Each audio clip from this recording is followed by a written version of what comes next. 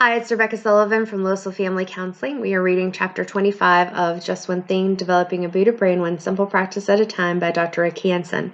Chapter 25 is called Pause. Doing therapy with a child who's learning better self-control, sometimes I'll ask if he or she would like to ride a bike with no brakes. The answer, even from the most spirited ones, is always no. They understand no brakes means either a boring ride or a crash. Paradoxically, brakes let you go fast and have the most fun. It's the same in life. Whether you're faced with criticism at work, a partner whose feelings are hurt, an internal urge to lash out verbally, or an opportunity for some gratification that will cost you later, you've got to be able to put on the brakes for a moment, to pause. Otherwise, you'll likely crash one way or the other. Your brain works through a combination of excitation and inhibition, gas pedals and brakes. Only about 10% of the neurons are inhibitory, but without their vital influence, it's your brain that would crash. For example, individual neurons that are overstimulated will die, and seizures involve runaway loops of excitation. In daily life, pausing provides you with the gift of time. Time to let other people have their say without feeling interrupted. Time for you to find out what's really going on, calm down and get centered, sort out your priorities, and craft a good response. Time to bring cool reason to hot feelings and enable wholeheartedness to soften hard-edged positions.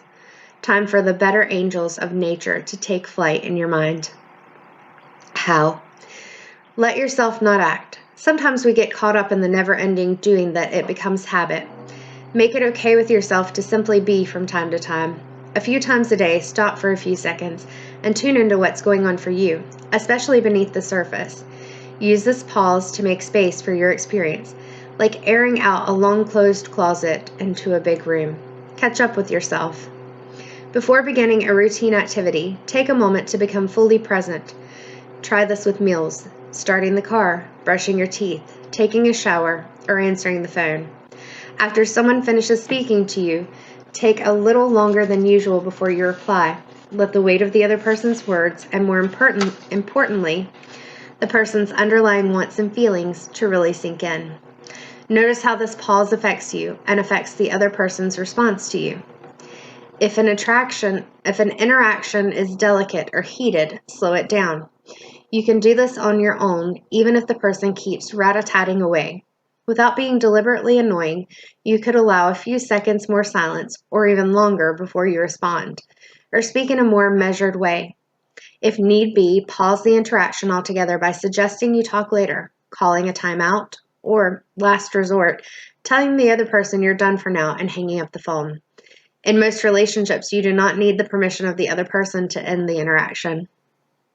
Of course, pausing a conversation, which may have become an argument, midstream is more likely to go well if you also propose another realistic time to resume.